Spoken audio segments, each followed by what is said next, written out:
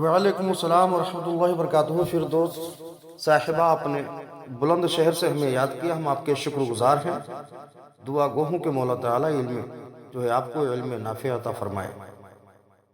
آپ نے سوال کیا حالت ناپاکی میں درود پڑھنا کیسا ہے؟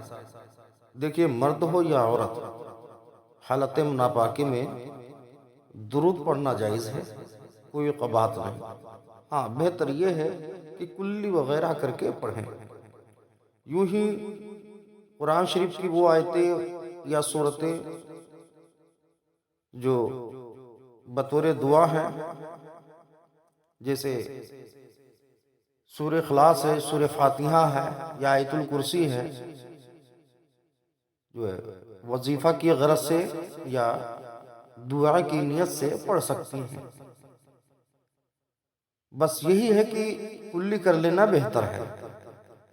کتب فقہ میں ہے کہ جو ہے عورتیں جب حالت ناپاکی میں ہو تو ان وقتوں میں نماز نہ پڑھیں، بلکہ جتنا وقت نماز پڑھنے میں لگتا ہے اتنے وقت وہ اوراد و وظائف کے ذکر و اذکار میں، درود پڑھنے میں نکالیں۔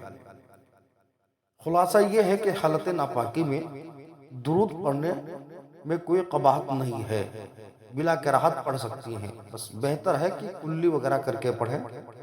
حوالہ و تفصیل ڈسکرپشن میں لکھ جو ہے دیا گیا ہے، اس پر کلک کر کے آپ جو ہے پڑھ سکتی ہیں۔